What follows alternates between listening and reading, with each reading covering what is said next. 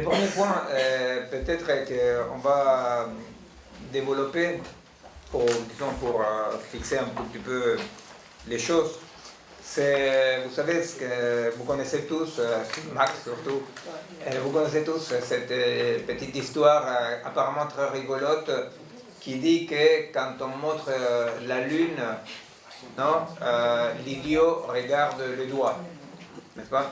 Bon, à vrai dire, on peut dire que les savoirs académiques, non, et l'utilisation de la théorie d'un point de vue académique est un fonctionnement dans lequel on doit devenir doigtologue, ou même onglologue, vous voyez, c'est-à-dire, mais ne jamais regarder la lune, c'est-à-dire que les savoirs universitaires, les savoirs académiques, les savoirs comme ça nobles, en général, il est très intéressant, et c'est très intéressant de l'étudier pour faire autre chose, mais le problème c'est que les savoirs, disons, dans les lieux nobles des savoirs, en général, sont des lieux dans lesquels on est tenu de bien connaître le doigt, l'ongle et tout ça, et ne jamais comme ça opérer cette tangente qui dit bah, le doigt est là pour vaguement signaler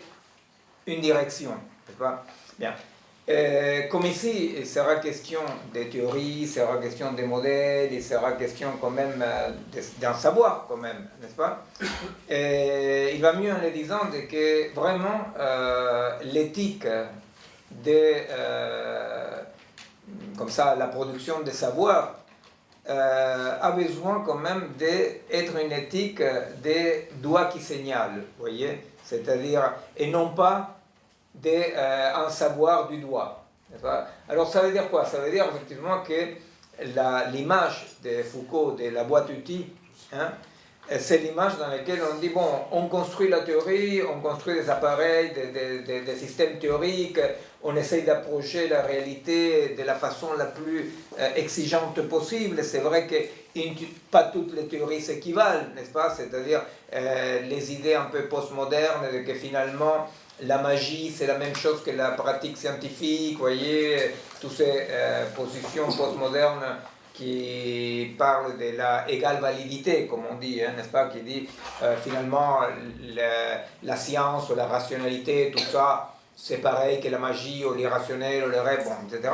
Bien entendu que ça, on ne peut pas du tout, je ne suis absolument pas d'accord avec cette égale validité, je ne pense pas que, comme ça, l'intuition ou simplement des petits éclats comme ça, non, sert à comprendre la complexité du monde et agir. Je pense que vraiment, pour pouvoir agir, un travail très très fort de compréhension et d'étude du monde est nécessaire. C'est pour ça la raison d'être du séminaire est celle-là, n'est-ce pas, de dire, bon, effectivement, cette complexité, il va falloir quand même arrêter de la nommer simplement, de comprendre de quoi elle est faite, etc., et la façon la plus sérieusement possible, tout en sachant que quand même, aussi sérieux on soit, aussi profond on soit dans l'étude de cette complexité, de la possibilité de l'agir, eh bien, toute théorie doit avoir cette limite éthique, éthique dans le sens de Spinoza, hein, l'éthique d'une praxis, quoi, voilà. Cette limite éthique d'être les doigts qui montrent la lune. C'est-à-dire que c'est pour dire très clairement qu'on n'est pas ici pour que je vous raconte des systèmes ou des modèles ou des théories avec lesquels je travaille et que vous vous informez, mais qu'au contraire, l'idée c'est ces outils, hein, cette boîte outils, les outils de la boîte, on puisse les voir, les étudier, voir qu'est-ce qui nous permet de comprendre, mais comprendre pour agir, n'est-ce pas? C'est-à-dire parce qu'il n'y a pas de connaissances déliées de l'agir.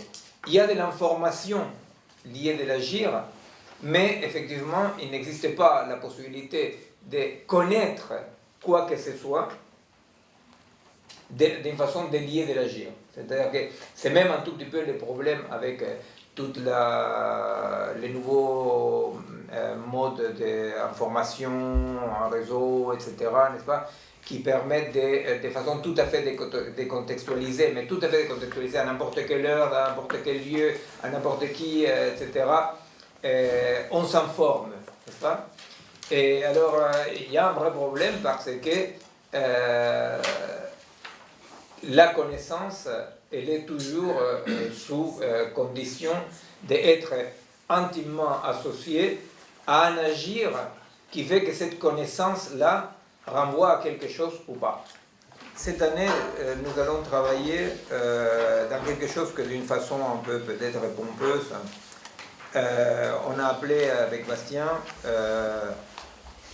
qui est copain du collectif malgré tout, on va travailler dans quelque chose qu'on a appelé vers une éthique situationnelle. Vers une éthique situationnelle. Alors, une éthique situationnelle, ça veut dire quoi? Ça veut dire qu'un des éléments de la complexité actuelle de notre monde, du monde dans lequel nous vivons, des situations que nous traversons, et que nous sommes partagés, n'est-ce pas, dans quelque chose qu'on a évoqué plusieurs fois, hein, c'est-à-dire dans un vécu très particulier, un monde dans lequel tout paraît possible, n'est-ce pas, un monde dans lequel la technique, les nouvelles technologies, n'est-ce pas, nous disent que absolument tout est possible, effectivement, tous les travaux qui vont vers le transhumanisme, mais pas que, n'est-ce pas, parlent de la possibilité de réguler les mécanismes du vivant pour arriver à l'immortalité, pour arriver à choisir son phénotype, changer son phénotype, changer, non, toute puissance, n'est-ce pas, aujourd'hui même, à la radio, j'entendais quelqu'un qui parlait par rapport à, vous savez qu'ils veulent généraliser à toutes les femmes la procréation médicalement assistée, la PMA. Hein. Et alors, il y avait un gars qui intervenait dans l'émission, non? Il appelait, il disait, bon, mais moi je suis homosexuel et c'est une injustice. C'est une injustice.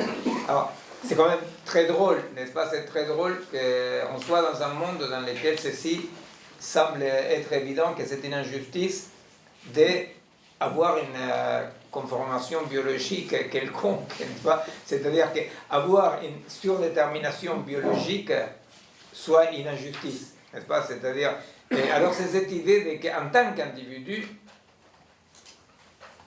tout limite est une injustice. Alors, effectivement, c'est pas pour rien que je suis considéré dans le milieu de la recherche biologique, épistémologique et robotique. On m'appelle gentiment Miguel le bioconservateur, parce qu'effectivement, c'est-à-dire, je me dis, bon, mais peut-être il y a certaines limites. N'est-ce pas?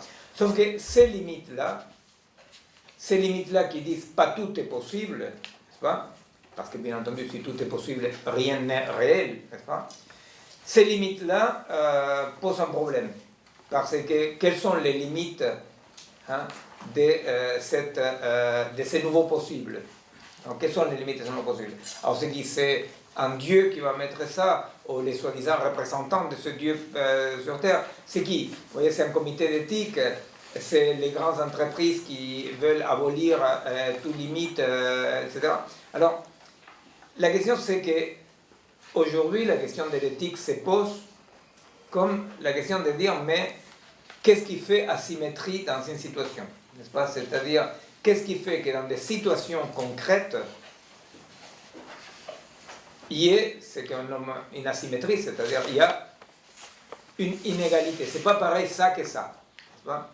Alors, vers une éthique situationnelle, c'est le sujet, un tout petit peu qui sera le sujet axe, c'est essayer de comprendre justement qu'est-ce qui permet situationnellement, et non pas dans une globalité abstraite, etc., qu'est-ce qui permet aujourd'hui, dans ce monde qui perd des limites, perd des repères, etc., qu'est-ce qui permet de sortir de cette ambiguïté dans laquelle on n'arrête pas de nous dire tout est possible, comme les gars ce matin qui dit c'est une injustice que je ne puisse pas, moi, avoir accès à la PMA. Oh, lui, il ne voulait pas la PMA, lui, ce qu'il voulait, c'est effectivement quelque chose qui compensait, n'est-ce pas? La procréation pour autrui, etc. C'est-à-dire qu'est-ce pourquoi est-ce que quelque chose doit faire limite? Vous voyez? Et alors, ces mondes-là, ces mondes de l'archi-individualisme dans lesquels rien ne doit faire limite, et tout ce qui se pose comme limite apparaît comme réactionnaire, comme arbitraire, etc.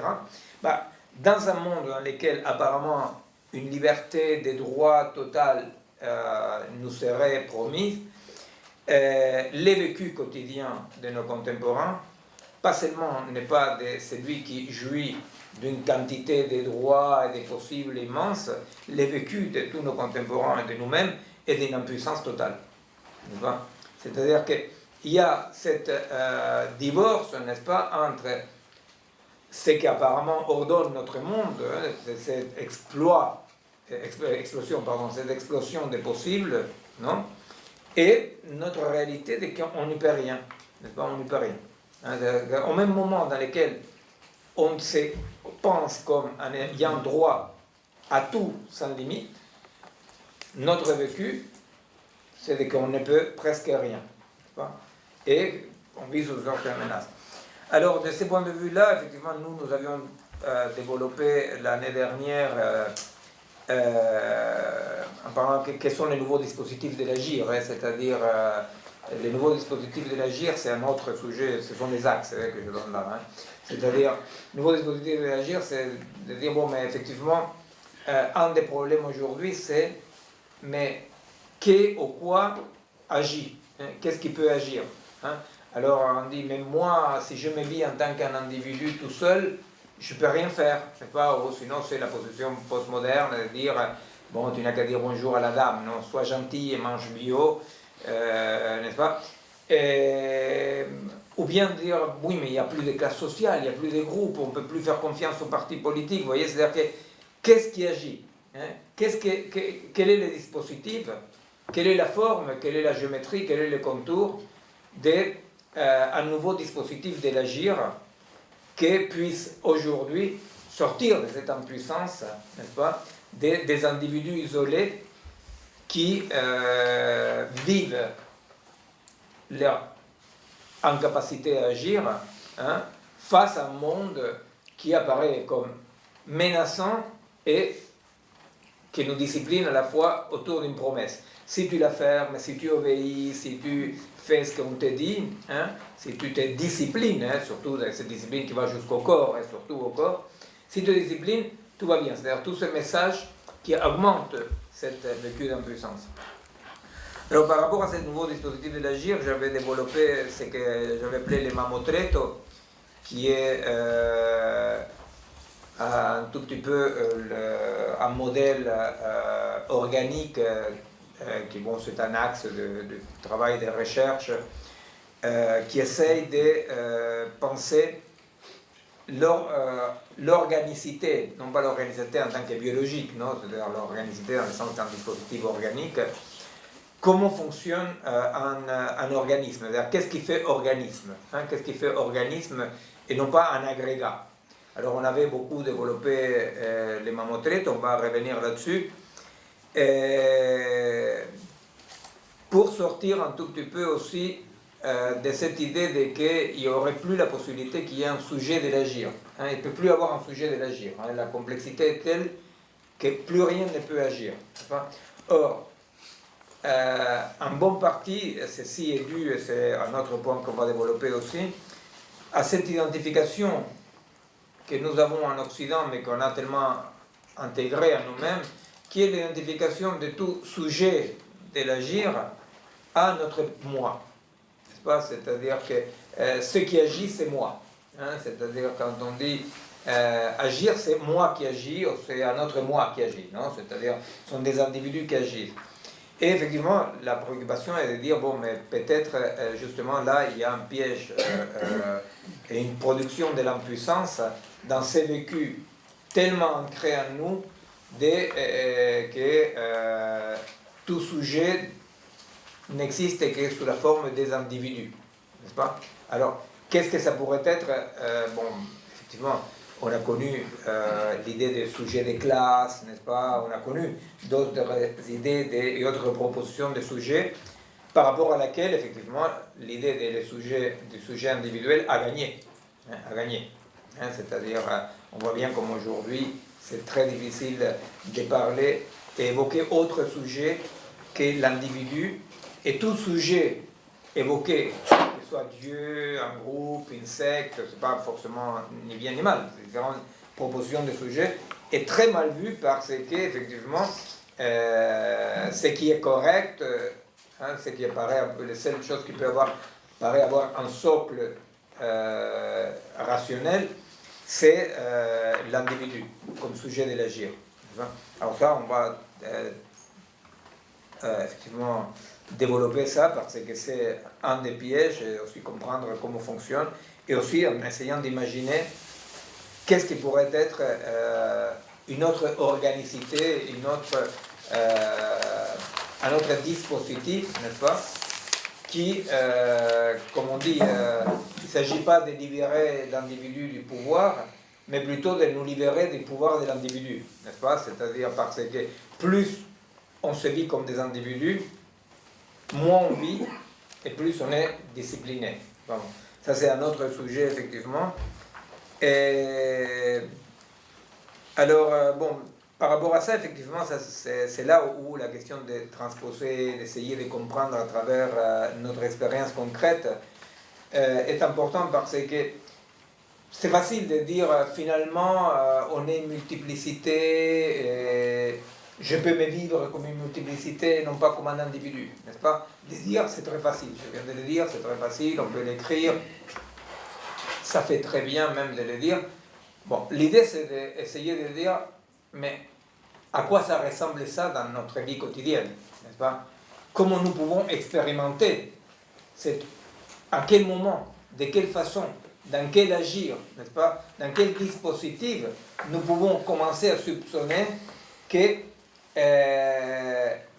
une partie de ce qui nous compose, n'est-ce pas,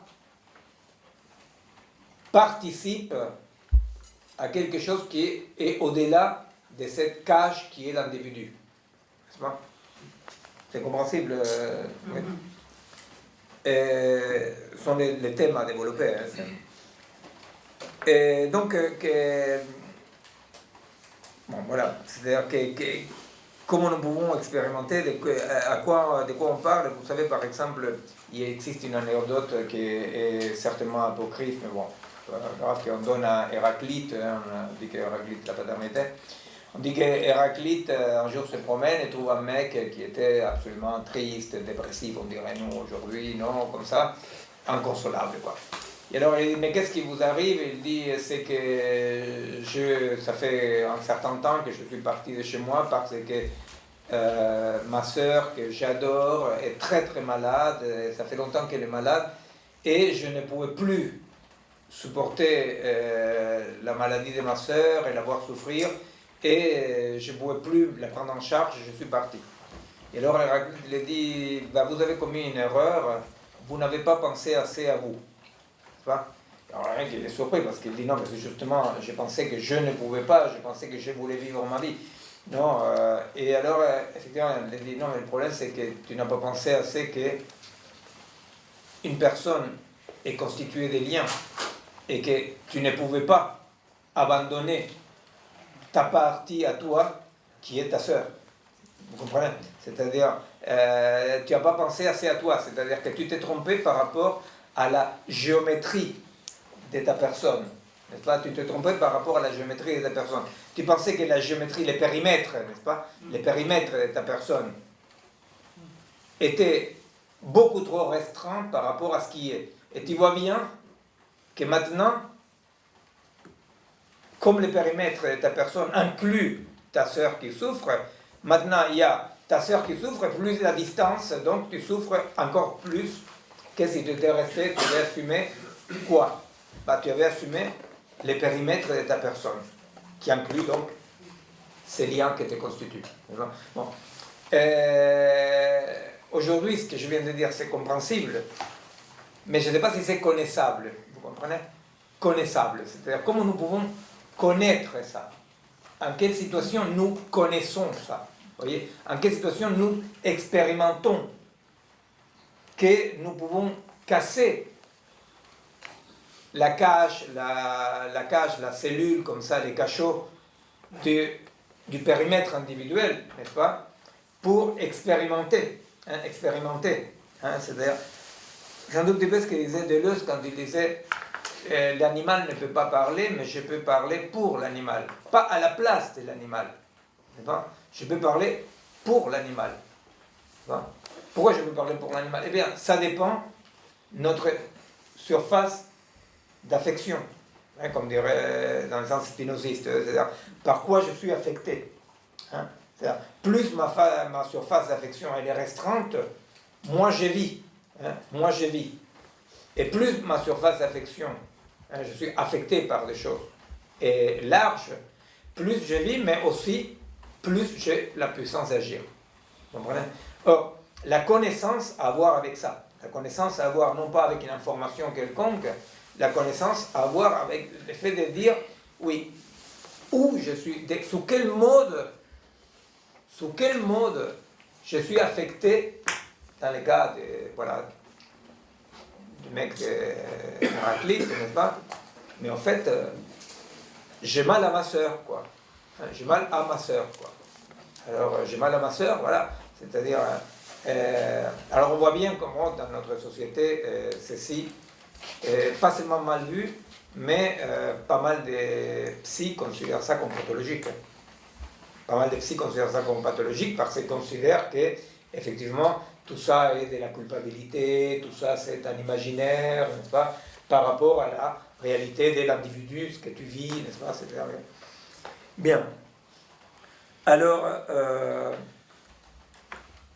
par rapport à d'autres sujets, on avait mis les sujets, quand on avait mis les sujets, on pensait que c'était très bien articulé, mais en fait c'est un bordel. Mais bon, au moins on n'a pas oublié les sujets, comme les post-it avec les dates. Effectivement, l'idée de ce qui met en cause cette cage individuelle qui pour nous est quand même un pivot central dans les dispositifs monde, c'est-à-dire dans les dispositifs par exemple de l'impuissance face au pouvoir, l'impuissance face au désastre écologique, l'impuissance face à la menace.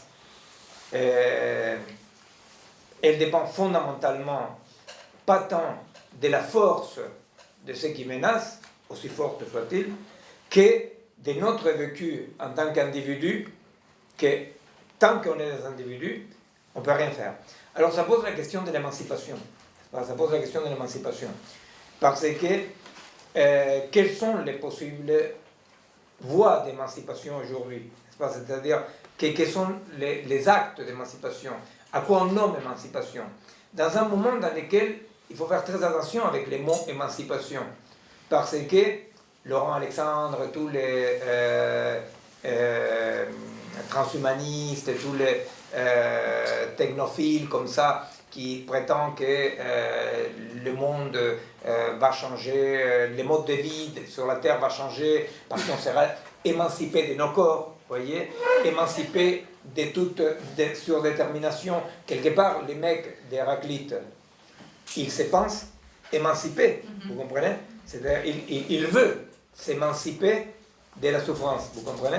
Alors donc, il faut faire très attention avec les mots émancipation, qui est un mot tellement bien vu, n'est-ce pas? S'émanciper, c'est bien. Parce que on est dans une époque dans laquelle ces mots-là, il est absolument capturé, comme les mots liberté, comme d'autres mots comme ça, absolument capturé par les dispositifs de domination et d'oppression, parce que émanciper, à chaque fois veut dire c'est déterritorialiser, c'est déraciner, casser les liens, n'est-ce pas? Et avoir un vécu que tout est possible.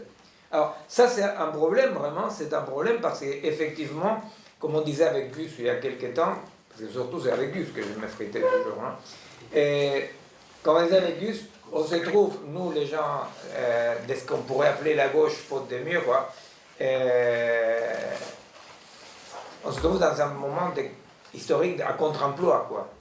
Parce que, normalement, il y a, jusqu'à il y a, je sais pas beaucoup de temps, jusqu'il y a 30-40 ans, pas plus que ça, et être de gauche, être révolutionnaire, ça voulait dire abolir les limites, n'est-ce pas?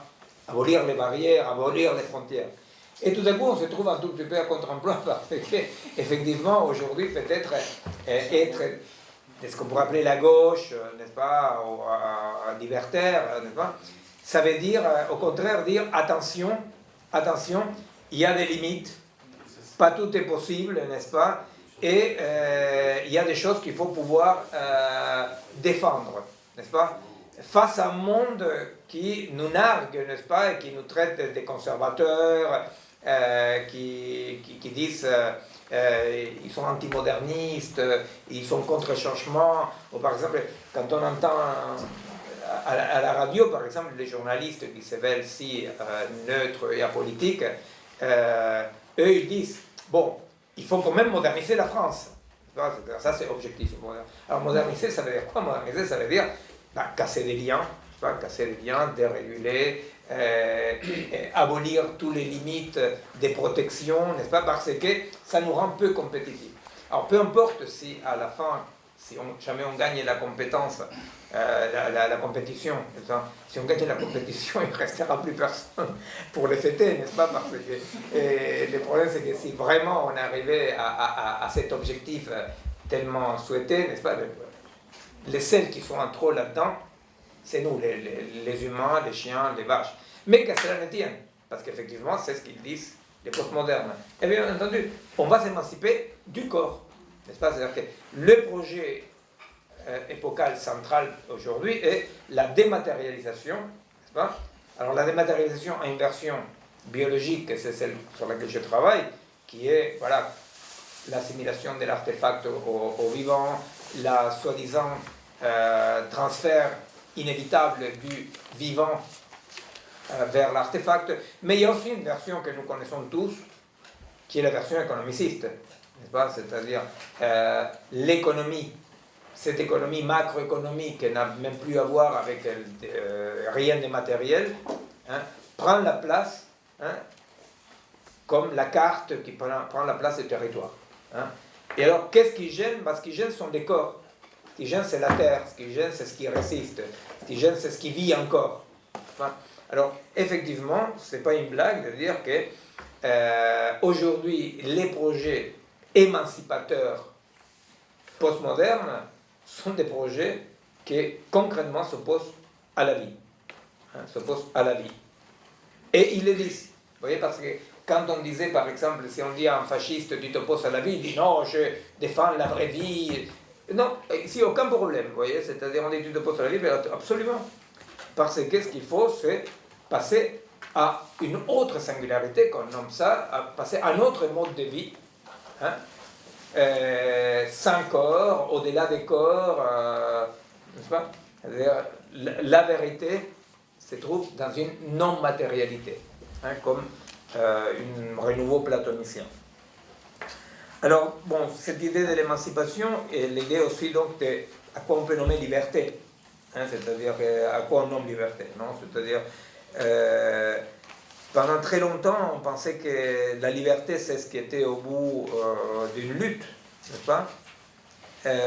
Aujourd'hui, c'est très difficile de dire que la liberté, c'est ce qu'il y a au bout d'une lutte, n'est-ce pas? C'est-à-dire, c'est peut-être, dans tous les cas, à garder le concept de liberté. Peut-être que la liberté, c'est pas ce qui se trouve au bout, mais c'est ce qui se trouve au départ. C'est-à-dire que la seule expérience qu'on peut aujourd'hui dans une éthique situationnelle justement évoquer est de dire on est libre qu'au moment du travail, de la production, de la lutte, n'est-ce pas? Et l'objectif n'est jamais la liberté. L'objectif ne peut pas être la liberté, c'est un gros piège. Mais voilà, ce sont les titres, non, les titres liés à l'éthique situationnelle. Alors, lié à ça, effectivement, on va revenir sur un point qui, à notre avis, nous semble fondamental et qui est aussi à la base de l'éthique. On va aborder en tous les cas du côté de l'éthique. L'éthique, vous savez pas, mais ça va mieux en le disant, l'éthique, c'est ce qui s'oppose, d'un point de vue spinoziste, à la morale. Non? La morale, c'est ce qui est dans toute situation, tu dois faire ci et ça. L'éthique, c'est toujours au contraire pure dynamique. Dans chaque situation, les jeux sont refaits.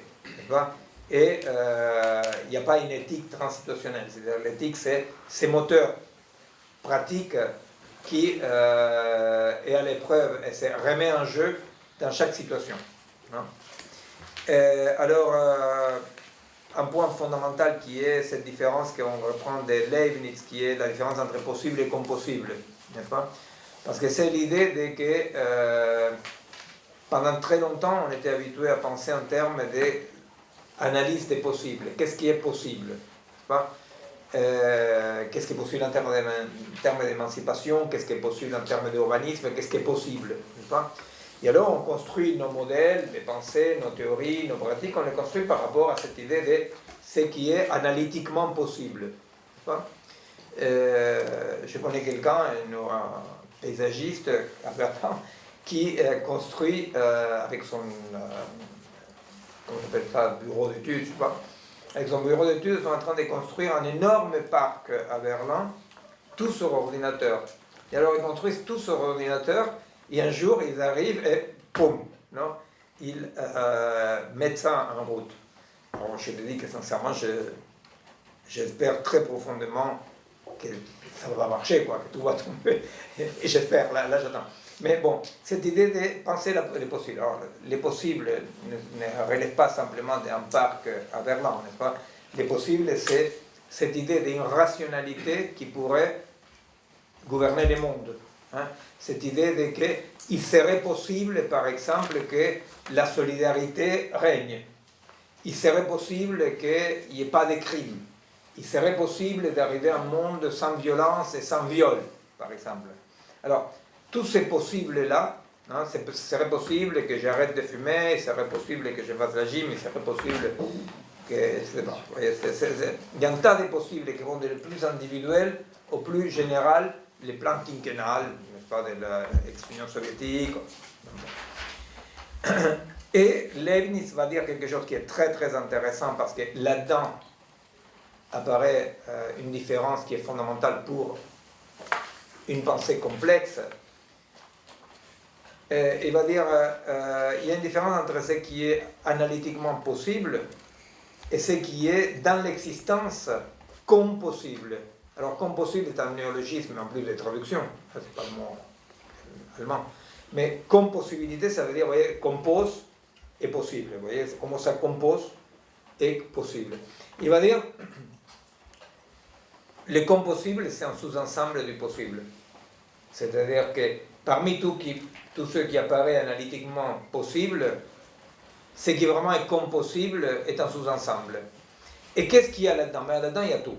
Là-dedans, quand on va aborder ce sujet-là, et c'est là où transposer, non, de voir concrètement. Non? Vous savez, il existe un bouquin de Rousseau, que je ne me souviens pas comment ça s'appelle, le bouquin, c'est les Confessions, non? C'est là où il raconte comme il est vraiment, il essaie de raconter, si ça s'appelle tout bêtement les Confessions, non? Dans lesquelles il dit, mais comment je suis, comment il est un homme vrai des vrais, vous voyez, c'est-à-dire, et alors c'est un tout petit peu comme si, en pleine lumière, n'est-ce pas, en pleine idée de la raison qui aurait pu gouverner. Rousseau, hein, toujours critique, Rousseau qui est un critique de la modernité, une critique de lumière, n'est-ce pas, c'est les lumières obscures, n'est-ce pas, et il fait un exercice, c'est lui-même qui, en parlant du progrès, il dit avec les progrès, le problème c'est qu'on sait ce qu'on gagne mais on ignore ce qu'on perd, n'est-ce pas, c'est-à-dire, et alors dans les Confessions, il fait un essai de compossibilité. Alors ça veut dire quoi? Que le bonhomme de Confession de Rousseau, qui n'est pas un bonhomme hyper agréable, n'est-ce pas, c'est pas l'homme rationnel comme Kant le voulait, non? Bah, qu'est-ce qu'il dit Rousseau là-dedans? Rousseau il dit, avec ça il va falloir faire société, vous voyez? Pas avec l'homme possible. Avec ça il va falloir faire société. Malheureusement on n'a pas tenu compte. Malheureusement on n'a pas tenu compte. Pas? On n'a pas tenu compte et on a toujours pensé que la société de justice était pour un homme autre qu'il fallait aussi façonner dans divers camps de rééducation multiples et variés. Et alors dans la compossibilité, ce qui rentre là-dedans et que c'est fondamental par rapport à l'éthique aussi, c'est la négativité, n'est-ce pas? C'est-à-dire la négativité, c'est-à-dire le fait qu'on ne peut pas éliminer le négatif d'un système. Hein, c'est-à-dire que le négatif, ce qu'on nomme négatif, et qui était quand même le projet de la modernité, humblement, et les projets terribles de la postmodernité techno-scientifique, n'est-ce pas, d'éliminer toute négativité. Hein. Alors, effectivement, ça c'est un point très très important, la question des possibles comme possibles, parce qu'effectivement, d'une part, pose des questions fondamentales à toute compréhension, connaissance et action, et d'autre part est un point de résistance théorique et pratique aux nouvelles idéologies de tout possible, de tout est possible. Non? Juste un point, Miguel, peut-être. Si. Sur l'histoire du jardin public à Berlin, c'est ça? Oui. Je ne sais pas s'il y a des gens parmi vous qui travaillent dans le bâtiment. Voilà. Ils sont tous dans le bâtiment. Ils sont tous dans le bâtiment. Il est dans le bâtiment. Non, mais maximum, il faut bien un clou pour un tableau. Aujourd'hui, c'est un secteur qui, voilà, après avoir résisté pour le coup pendant des années à la digitalisation, à la modélisation, etc., le bâtiment, c'est un secteur qui est pétri de symbolisme. Hein. Enfin, voilà, c'est des corps de métier, voilà, il y a pour le coup beaucoup d'inutiles. Et je sais pas, ce matin, vous avez entendu, il y a tout un débat sur le coût de la construction qui a doublé en 10 ans, donc problématiques, logements sociaux, problèmes de financement, bref. Et donc l'État veut diminuer le coût de la construction pour pouvoir construire plus de logements et loger plus de monde. Et une des manières de construire ça, c'est de dire, ok, où est-ce qu'on perd du temps? On perd du temps parce que les mecs sur les chantiers, ils ne sont pas d'accord, les mecs sur les chantiers se disputent, il y a des rapports de force entre les architectes, les bureaux d'études, etc. Bon, pas de problème, ce qu'il faut faire, c'est éliminer toute la dimension conflictuelle du chantier et faire en sorte qu'il n'y ait plus de conflit. Et donc on a dit, on va tout modéliser. On va construire le bâtiment avant. Donc on va modéliser le terrain, on va éventuellement modéliser les flux à l'intérieur du bâtiment, enfin c'est pas éventuellement, c'est voilà. On crée des bibliothèques numériques d'éléments, donc tous les fournisseurs ont rempli des fiches, on fait des études pour donner le nez. On a dit voilà, si vous voulez continuer à bosser, et c'est ça, hein, ce que je vous dis, c'est qu'aujourd'hui les entreprises doivent investir, voilà. Si vous voulez continuer à bosser, en l'occurrence pour l'instant pour des bâtiments publics, les universités, les mairies, etc., vous devez passer à ce système qui s'appelle le BIM, Building Information Modeling, voilà, et qui consiste à dire on va tout modéliser et gérer tous les conflits, toutes les erreurs, les incompatibilités à l'avance. Et donc on va diminuer le coût de la construction. Et dès qu'on va donner top départ, le bâtiment doit se monter tout seul. Et voilà, on est dans cette idéologie-là de la modélisation, on peut recueillir toute l'information sur une situation, sur effectivement un matériau, sur des flux, des échanges thermiques, des échanges de personnes. On modélise tout dans des systèmes dynamiques. C'est très complexe, hein. En tout cas ça fait appel à des niveaux d'informatique. Voilà. Et on lance la construction. Et on gagne du temps. Et on élimine effectivement toutes ces phases. Parce qu'un chantier, c'est ça, un chantier de bâtiment, il faut voir, c'est des aventures humaines dans le sens où c'est des gens qui s'entrechoquent, c'est des gens qui se gueulent dessus, enfin voilà, c'est un environnement. Voilà. Mais le bâtiment se construisait comme ça. Aujourd'hui, c'est terminé. On modélise, on appuie sur le bouton, et le bâtiment doit évidemment. Alors, il y a peu de bâtiments, ce qui va être marrant aussi, c'est de voir, voilà, entre ce qu'il y avait sur les plans, ce qu'on a construit. Voilà, après la question. On doit modéliser les humains aussi. Et oui, mais bien sûr. Mais il y a des débats incroyables justement là-dessus. Il y a des débats incroyables. Maintenant, les robots. Ouais. Avec les robots et tout ça. Ah. Donc, ça c'est quelque chose qui. Et ça c'est par rapport justement à la transposition dans les pratiques. C'est vrai que quand on parle de modèle, c'est pas forcément. Voilà, on est. Et alors là, c'est un secteur qui le prend de plein fouet. Il passe de rien quasiment à cette entreprise-là de modélisation totalisante du bâtiment. Bon, voilà, il y a plein de choses qui ne sont pas prises en compte. Le problème de la corruption du secteur, des marges. Là, ça va. Plus on informatise, plus on traçabilise, et plus on rend compliqué la question de la corruption générale qui quand même irrigue tout ce secteur. Plus le côté humain, c'est-à-dire qui pose le parpaing, quoi, si je peux me permettre cette trivialité. Non, mais la question est moi, je n'arrête pas de trouver des gens pour lesquels ce qui est dans les milieux de la recherche en biologie, par exemple, est monnaie courante, qui est le fait de que, effectivement, on va dérégulariser, modifier et améliorer l'homme, le vivant, n'est-ce pas? Et que nous sommes la veille de pouvoir changer génétiquement, et même les bases de l'ADN. Pourquoi se tenir aux 4 bases de toujours, n'est-ce pas, la biologie de synthèse?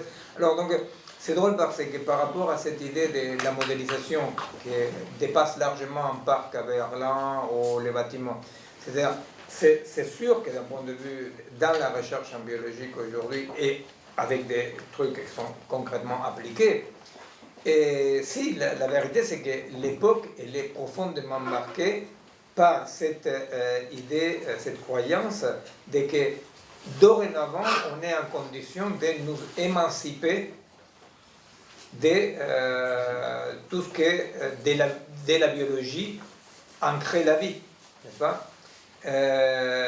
Alors, je sais pas, moi, c'est vrai que c'est mon terrain de recherche, alors ça me semble que tout le monde doit être plus ou moins au courant, mais je pense que plus ou moins, on commence à voir comme ça, dans le grand public, un peu écho de cette idée de qu'aujourd'hui, on pourrait abolir la mort, on pourrait changer son phénotype, et que petit à petit, on pourrait par exemple passer à recueillir toute l'information qu'il y a dans la tête d'un bonhomme et les passer à un ordinateur, un disque dur, avec des algorithmes capables d'apprendre, et qu'alors après, la question c'est, mais où est le bonhomme, hein? Il est dans ce cerveau qui est en train de se corrompre, de perdre des capacités, etc., ou est-ce qu'il est là-dedans, n'est-ce pas? Or, aujourd'hui, ce qu'il faut que vous sachiez, si vous ne savez pas, je sais pas, c'est qu'aujourd'hui, en biologie, personne aujourd'hui affirme qu'il y a une différence concrète qui nous permet de dire voilà l'ordinateur, voilà les bonhommes, n'est-ce pas? C'est-à-dire on considère qu'il y a un continuum, hein, sans aucune barrière. Voilà, qu'est-ce qui constitue la singularité du vivant? Aujourd'hui, n'a aucune réponse scientifique, au contraire. Au contraire, toute la réponse scientifique, c'est rien ne singularise les vivants par rapport à des modèles, des appareils digitales, de robotique, rien ne les singularise, et plus encore, on doit aller vers ces passages, vers un nouveau mode de vie sur la Terre. Alors, effectivement, c'est-à-dire, on parle de ces parcs à Berlin, on parle du bâtiment, mais plus profondément, ce qui est aujourd'hui en cause, et que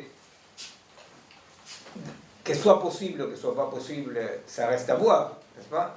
Mais on est en train de modifier le vivant lui-même, hein, dans la conviction qu'il n'y a aucune différence. Vous voyez? Juste là-dessus, j'avais lu un article, je crois que c'était un envoi que tu avais fait. En Finlande, là, ils ont décidé que les enfants apprendraient à écrire directement sur un ordinateur. Pas seulement, aux États-Unis. C'est-à-dire que l'écriture manuscrite, ça y est, elle n'existe plus, quoi. C'est une véritable révolution entre je veux dire, et par rapport à la modification du vivant, à la modélisation, pour en faire des gens qui vont être employables, je ne sais pas quoi. Moi je trouve ça assez fou, quoi. Je pense que ça va arriver ici aussi, heureusement, il y a des mécanismes de régulation qui de temps en temps se mettent en place. Tu vois? Alors par rapport à abandonner l'écriture manuscrite, aux États-Unis il y avait 10 États, je crois, comme ça qu'ils avaient 6 qui avaient abandonné l'apprentissage de l'écriture manuscrite, et certains commencent à revenir en arrière. Tu vois, c'est-à-dire que heureusement il y a des mécanismes de régulation, non? Mais dans tous les cas, effectivement, les fonctionnements de la recherche, hein, continuent à être centrés sur déterminer des fonctions, hein, comme des fonctions concrètes, pour pouvoir les transporter, c'est déléguer à la machine. Et ce qui n'est pas évident d'un point de vue scientifique d'affirmer, c'est pourquoi un être vivant n'est pas un ensemble de fonctions déterminables. C'est-à-dire, alors effectivement, quand vous dites dans un milieu scientifique, qu'est-ce qu'il y a au-delà des fonctions déterminables, vous regardez parce qu'ils disent, le mec est en train de parler de l'âme. Vous comprenez?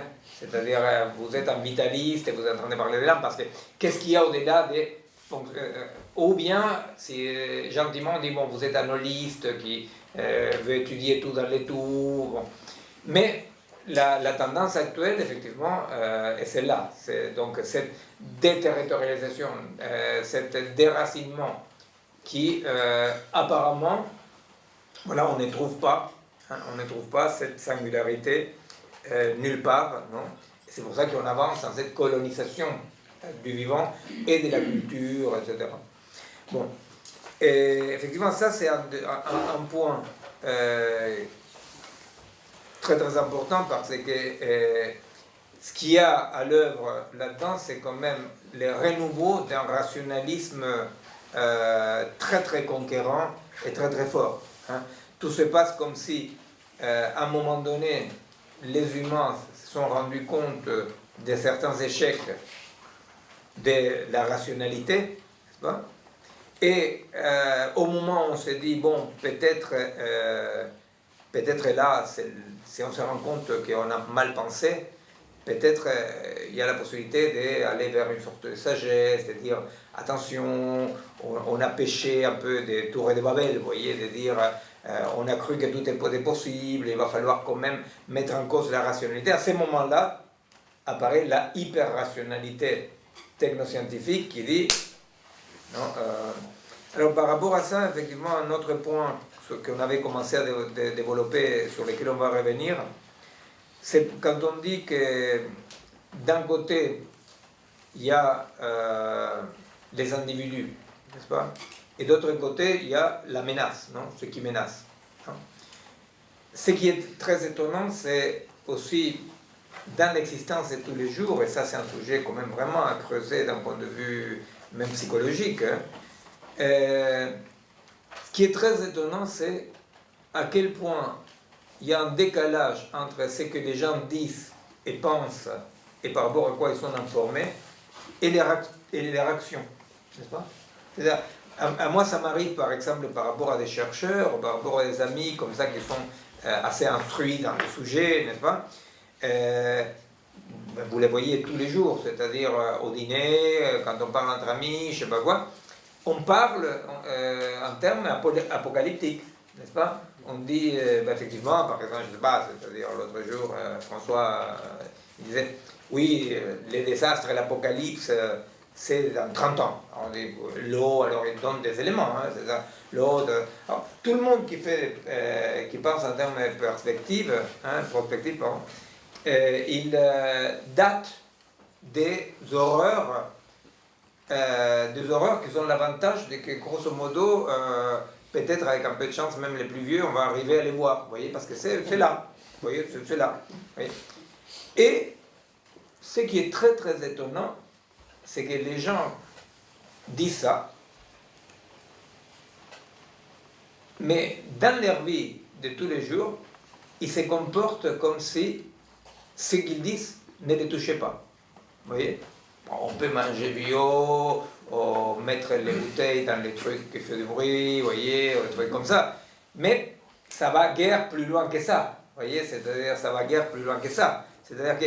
Alors, ce décalage, c'est quelque chose qu'il faut pouvoir étudier et comprendre. Vous voyez? Il faut essayer de comprendre quels sont les mécanismes qui font que, face à une réalité qui est mise à part, des canailles comme Claude Allègre ou des gens proches de je sais pas, comment s'appelle le président américain, de Donald Trump, la légende proche de Trump qui disent non, il n'y a pas de réchauffement, mis à part des canailles comme ça, ce qui est quand même étonnant, c'est que toute personne suffisamment sérieuse annonce l'apocalypse.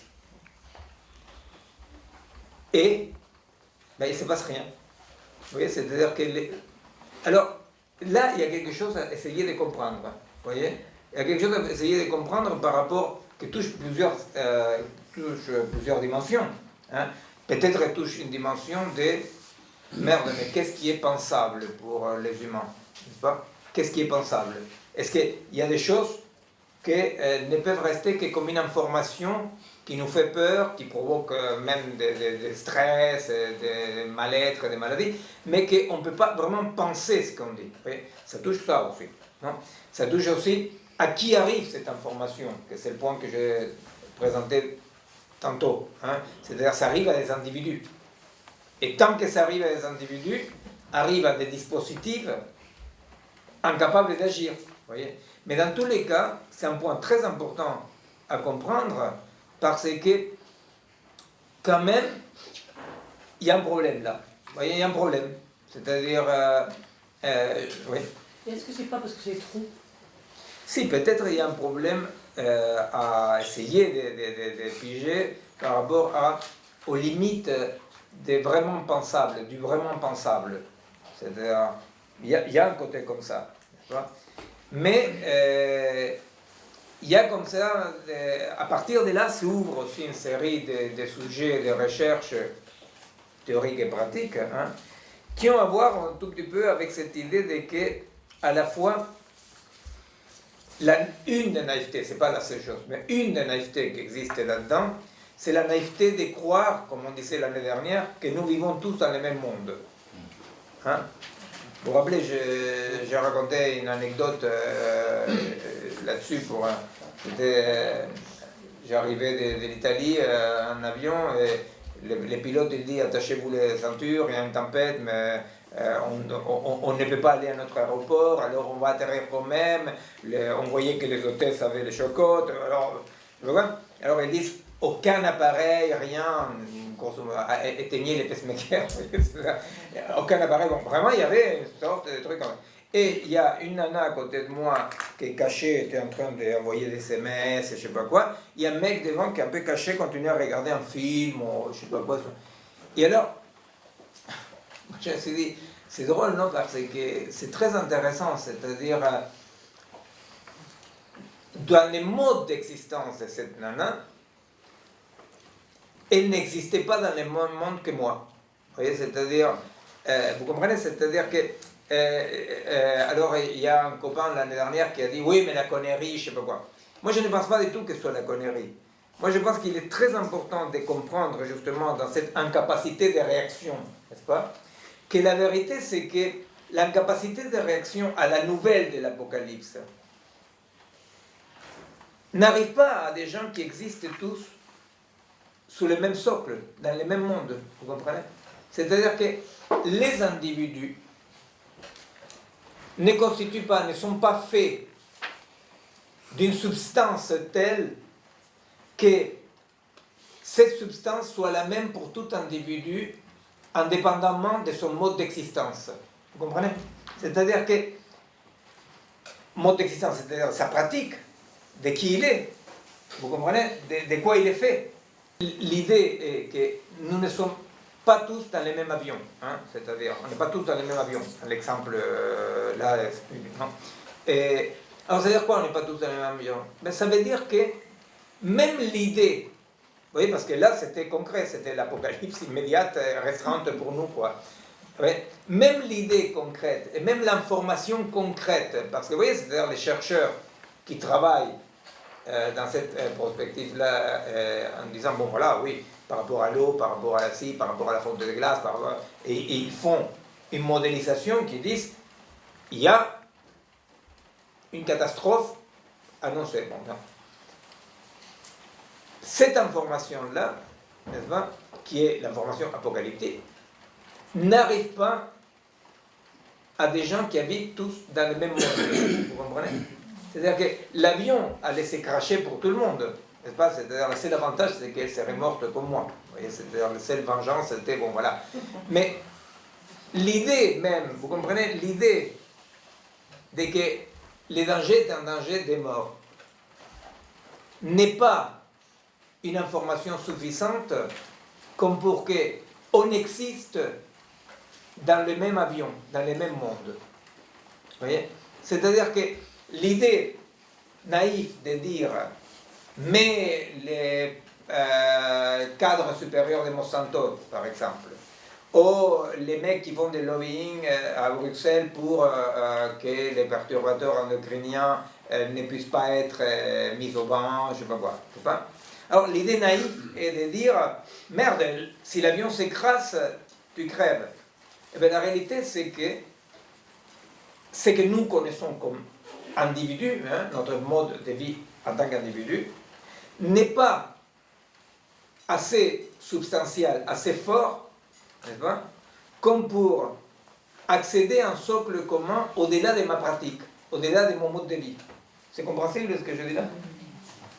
Non? C'est-à-dire que... Je sais pas si on dit tu rouges, je sais pas. Majesté, tu peux. C'est de nouveau l'idée de la carte n'est pas le territoire. Je veux dire, il y a des expériences et en permanence. Moi, je prétends qu'on est dans le même avion, mais qu'on n'en a pas la même perception. Et que les histoires de vie, les expériences font qu'à un moment donné, les visions ne sont pas les mêmes et la réaction ne peut pas être la même. Oui. Alors, moi, je dis, si tu veux, là où tu mets perception, je suis tout à fait d'accord, mais moi, je mets existence, tu vois, pour donner un poids, si tu veux. La perception, elle vient de notre expérience, Absolument. de nos pratiques, de nos éducations et de tout ce qui nous a traversé. Oui, c'est pour sortir la possibilité d'interpréter la perception comme subjectivité. C'est objectif, tu vois, une perception, quelque chose d'objectif, c'est que tu constitues. C'est une expérience. Absolument. Mais je crois que si l'avion vraiment chute, là, tout le monde panique. C'est-à-dire que ce n'était pas assez dangereux. Mais moi, j'ai dit à tout le monde, allez sur le Titanic. Moi, je vois l'iceberg. Il y en a ceux qui le voient et qui en profitent, c'est les salauds. Et ceux qui sont tombés dans le bonheur Club Med, c'est-à-dire, il ne faut absolument pas que je vois plus loin. C'est lié à ce que tu as dit, à ce que tu as écrit, et ce qui était fondamental, la phrase de Plotin. La limite de moi sont indécidables. Mais moi, je crois le fond, parce que je fais des débats en France et à l'étranger avec des jeunes et des vieux, c'est l'impuissance. C'est-à-dire, en mai 68, on disait imagination, pouvoir, demander l'impossible, et aujourd'hui, les jeunes, vous savez comment ils appellent la réalité? Le mammouth. C'est-à-dire, ils disent, ça nous écrase. Ils sont dans une impuissance, c'est ça aujourd'hui. Et si je suis impuissant, si je ne veux pas désespérer, il faut que, comme disait Pascal, il faut que je me divertisse. Absolument, absolument. Et c'est là où la question de l'éthique situationnelle, je ne sais pas si c'est clair. Votre livre sur l'éthique, en temps obscur, c'est formidable. Merci. Et, non, c'est là où... Je t'apprie. C'est là où l'écran intervient comme quelque chose qui va mettre à distance et qui va aider à matérialiser la réalité, désancrer le territoire, etc. quoi. L'écran joue un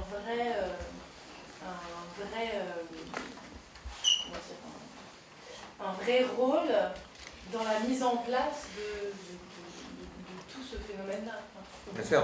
Oui, d'ailleurs, même en parlant en français, l'écran fait écran, quoi. En espagnol, ça ne marche pas parce que la pantage fait pantage, ça ne veut rien dire, quoi. Mais l'écran fait écran, quoi. C'est pour ça que l'idée de l'éthique situationnelle... Si j'ai compris, Miguel, c'est de distinguer entre une technique qui coupe de l'organique et une autre qui est un prolongement. Il y a aussi l'écran de... Comment on appelle ça en français, quand une femme est enceinte, le Doppler, de voir l'intérieur, l'échographie. C'est aussi des écrans.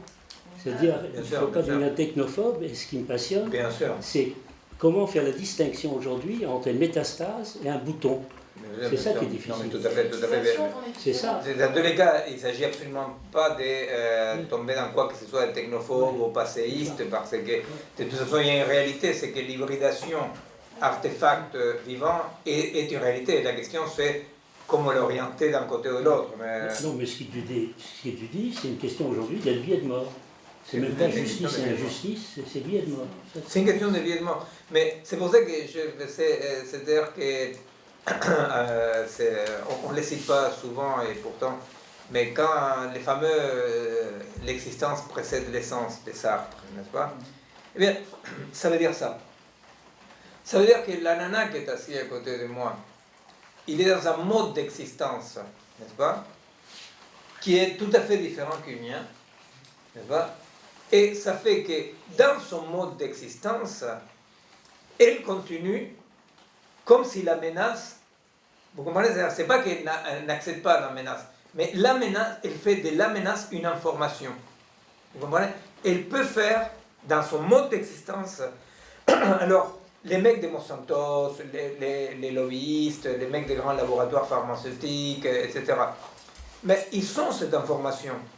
Mais la grosse naïveté et de croire qu'à vrai dire, ils sont la même essence, pour dire comme ça, les mêmes socles, n'est-ce pas, ou les mêmes intérêts que nous. Et ce n'est pas vrai. C'est-à-dire que les modes d'existence d'un mec qui est dans les grands laboratoires pharmaceutiques, etc., son mode d'existence fait qu'il a la même information que moi. Mais ce qui ordonne son existence, il n'y a aucune raison métaphysique, idéaliste, pour que ce soit la même façon d'agir et d'exister que moi. Vous comprenez? Et ça, c'est quelque chose quand même qui était un grand échec de la gauche progressiste et de la gauche lumière, parce que quand même, cette idée quand même de qu'il y a un vrai socle commun, n'est-ce pas? Et qu'il faut accéder à ces socles communs. Je me souviens, les amis quand même du MRAP, qui avaient un slogan qui, pendant des années, ils l'ont eu, jusqu'à qu'ils ont décidé à l'abandonner, qui était « Un raciste est quelqu'un qui se trompe de colère ». Eh bien non. C'est-à-dire, non, c'est dommage. Hein? Mais la vérité, c'est qu'un raciste est un mec, une nana qui est constitué, qui existe dans un certain mode et dans un certain monde dans lequel son racisme n'est pas une erreur. Vous voyez, son racisme n'est pas une erreur. Vous voyez, parce que sinon, vous voyez, c'est toujours la même idée. Il y a un socle commun qui est le socle du bien, n'est-ce pas? Et les gens doivent arriver à ça par l'éducation, par... Vous voyez, et il est très important quand même de pouvoir, dans cette idée d'une éthique, c'est ce qu'on va essayer de développer, hein, c'est-à-dire, effectivement, comment nous comprenons une éthique de la situation qui part avec cette acceptation de la négativité, non pas comme ce qu'il faut éliminer, mais cette négativité qui implique, comme l'exercice de Rousseau, de dire avec ce qu'il y a, comment on fait monde avec ce qu'il y a, n'est-ce pas? Avec ce qu'il y a. Parce que, voilà, un raciste n'est pas un gentil que la maman l'a frappé et okay, des conneries comme ça, il est devenu raciste. Mais si on les guérit, on l'éduque, il ne sera pas raciste. Un raciste... Est-ce qu'il ne sait pas, à ce moment-là, que c'est génétique? C'est-à-dire, il est devenu raciste. Et est-ce qu'il n'y a pas des conversions, c'est-à-dire comme non, il y a, Solus qui est... Non, l'existence, dans l'idée, même en biologie, je te dis, même en biologie, que l'existence précède l'essence, veut dire qu'il n'y a pas un déterminisme fermé génétique. Tu vois, même d'un point de vue biologique, la proposition de Sartre de que l'existence précède l'essence, n'est-ce pas? Même d'un point de vue biologique, aujourd'hui, c'est justement toute la contestation, n'est-ce pas, non idéologique dans la recherche, à le tout génétique, hein, l'idée des génomes, dans lesquels on dit il y a des déterminants d'existence qui permettent ou pas la manifestation d'un certain gène, tu vois, c'est-à-dire que non, c'est pas génétique. Quand je dis... Oui, mais si c'est pas génétique, c'est que aussi l'essence peut changer l'existence. C'est-à-dire que c'est pas... L'expérience peut changer les modes d'existence. La chronologie, c'est pas l'ontologie. C'est pas parce qu'il y a quelque chose de premier que, par exemple, les idées, ton livre a permis de changer les existences. Non, tout à fait. Les rencontres, comme effectivement l'expérience n'est pas quelque chose d'individuel, mais quelque chose qui compose avec d'autres, avec des paysages, etc. Bien entendu que tout évolue. Mais à un moment donné, quelqu'un qui est raciste, il peut être un raciste, très raciste, pas très raciste, je sais rien, tu vois, c'est-à-dire... Mais dans tous les cas, l'idée c'est, même avec cette idée qu'il y a une évolution des existences, avec des changements, ce qu'il n'y a pas, c'est un socle commun, que si on dégage la bêtise ou l'ignorance, on devrait arriver à ce socle commun. Un raciste peut, dans l'exemple du raciste, puisqu'on est un raciste peut effectivement, par existence, par expérience, changer des modes d'existence et profondément changer sa position au monde. Effectivement, il peut changer par devenir. Mais ce que je conteste, c'est l'idée de dire un raciste est quelqu'un qui, en principe, il est gentil et par ignorance, par trauma, tu comprends? C'est-à-dire qu'il n'y a pas un socle commun au départ.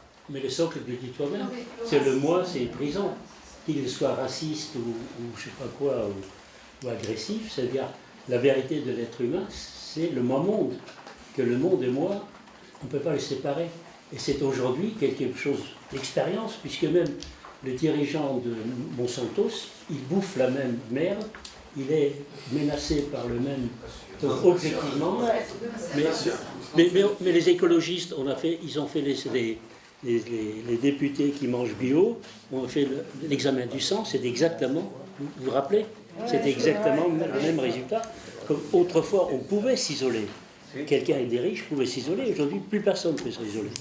C'est dans le Twin Towers, il y avait peut-être des millionnaires. Aujourd'hui, c'est ce qui était autrefois une obligation morale, aime d'un autre. Aujourd'hui, on est obligé parce que si ça va mal dans le monde, il y a 15 ans, je disais, si on n'aide pas le monde du Sud, on aura Jérusalem, ça serait chez nous, les attentats. Donc aujourd'hui, l'intérêt bien compris, ça n'a plus rien avec sois gentil, aime, etc. Ça n'a rien à voir. C'est qu'un accident de l'autre côté du monde, ça nous touche. Donc, alors, en tant que thème, hein, parce que bon, disons que là on développe un peu un ou l'autre, c'est un peu pour dire les déroulés, non?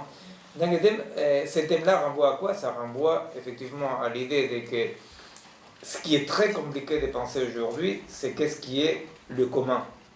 Hein, c'est-à-dire, si le commun n'est pas un universel qui est là pour tout le monde, n'est-ce pas? Si le commun, c'est pas l'avion, hein, si le commun n'est pas cette terre, hein, si le commun n'est même pas la vie, hein, qu'est-ce qu'est le commun? La classe, et quoi? Alors, effectivement, aujourd'hui, la seule chose qui peut être commune, c'est qu'il n'y a rien de commun, que chacun son nombril. C'est-à-dire, la seule chose, le seul commun actuel est un commun paradoxal, c'est qu'il n'y a pas de commun. N'est-ce pas? C'est-à-dire, alors les winners, les losers, n'est-ce pas? C'est les mondes des terrains de jeu, etc. Donc, le seul élément commun est un élément paradoxal, il n'y a rien de commun. Alors, effectivement, voilà encore, non, comme on trouve dans ces sujets-là, la question d'une éthique situationnelle, n'est-ce pas? C'est-à-dire, à partir de quel point, sous quelle pratique, à partir d'où nous pouvons produire, vivre, expérimenter, ce que j'ai dit tout à l'heure avec les liens, hein, avec Héraclite, comment on peut expérimenter aujourd'hui un commun qui ne soit pas un pur imaginaire ou, comme tu dis, la menace, effectivement. C'est-à-dire l'idée de créer du commun par la menace. Qu'est-ce qu'on a en commun? Hein, c'est la manif de Charlie, hein, c'est-à-dire dans la manif de Charlie, il y avait dans le carré des têtes au moins une dizaine de fascistes, autoritaires, réactionnaires. Il y avait des drapeaux israéliens, des drapeaux algériens, il y avait de tout, n'est-ce pas? Mais la seule chose qu'il y avait en commun de tous ces gens-là, qui entre eux se détestaient tous évidemment, c'était la menace. Hein? Même il y a le pauvre Renaud, qui est la preuve de qu'on ne guérit pas tout à fait l'alcoolisme, qui a fait une chanson en disant « J'ai embrassé un flic ». Je dis « Bon, j'espère que tu t'es lavé la bouche ». Alors, mais c'est ça, vous voyez, c'est-à-dire c'est Renaud toute une vie, c'est absolument anecdotique, n'est-ce pas? Mais c'est quand même pas rien, quand même. C'est-à-dire, Renaud qui chantait une chanson qui était très connue il y a très longtemps, qui s'appelait Société, tu ne m'auras pas. C'est-à-dire, alors la société ne l'aura pas, simplement que la seule chose pour laquelle il roulait en patin à un flic, c'était qu'il dit j'ai autant de trucs de toi qu'un crétin vient me tuer. Mais est-ce que tu ne penses pas qu'aussi là, par rapport à la menace, là, je vais prendre l'exemple de ce qu'on a vu et entendu par rapport à Saint-Martin, à Saint-Martin. Moi, je ne sais pas, je fais l'hypothèse qu'il y a un siècle, les gens qui auraient habité là, si tu veux, auraient senti, je veux dire, venir, par rapport à des connaissances qu'ils avaient de façon presque organique avec la nature, la terre, le fait qu'il fallait se planquer ou dégager ou se protéger, etc. Là, les gens disent, on ne nous a pas prévenus, enfin, on ne nous a pas dit, tu vois, je veux dire, on ne nous a pas... bien sûr. Ou si tu veux, là, il faut alors je pense que historiquement, les gens qui vivent dans des endroits où il y a des tremblements de terre, où il y a je sais pas quoi, des typhons, etc., lorsqu'ils construisent les choses, ils ont une connaissance de ça. Et ils construisent en conséquence. Là, si tu veux, il faut que l'État dise comment est-ce qu'il faut construire. Bah, tu vois, donc, mais ça, c'est à voir là, avec... donc là, c'est à voir avec ça. Ça Tout a à fait. à voir avec, Non, c'est pas tout à fait exact. avec une connaissance qu'on devait avoir et qu'on n'a plus.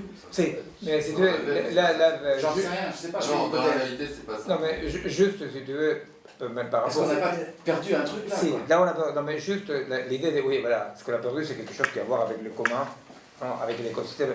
Mais là, par rapport, juste au dernier point, pour passer un peu plus... c'est... La menace est devenue effectivement la seule chose qui crée un ersatz du commun. Malheureusement, la menace est devenue la seule chose qui crée un ersatz du commun.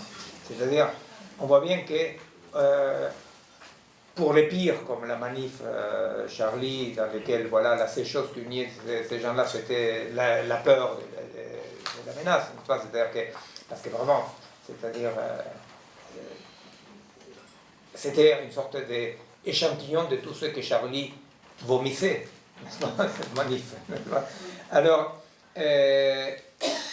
la menace a des visages moins moches parfois, mais c'est toujours la menace comme socle commun, c'est les associations des malades, les associations des damnifiés, les associations de... Tu vois, c'est-à-dire que quand même, c'est comme si la seule chose qui pouvait nous, encore nous mettre en lien, n'est-ce pas, c'est la peur, n'est-ce pas, et effectivement avec tous les côtés négatifs. Alors, juste un point, avant de vous passer un peu la parole par rapport à la question organisative, maintenant qu'on a eu cette menu, n'est-ce pas, et par rapport à l'impuissance, par rapport à l'idée quand même de l'agir, hein, il y a un point qui me semble fondamental pour comprendre la complexité de notre époque, hein, et pour comprendre où nous sommes, et les points qui touchent à tous ces processus qui, d'une façon ou d'une autre, ont échappé et échappent à cette idée de la modernité, de que l'homme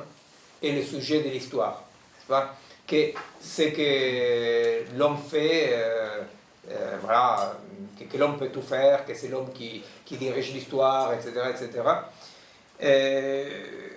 Hypothèse qu'effectivement, face au désastre écologique, a pris une sacrée gifle, n'est-ce pas?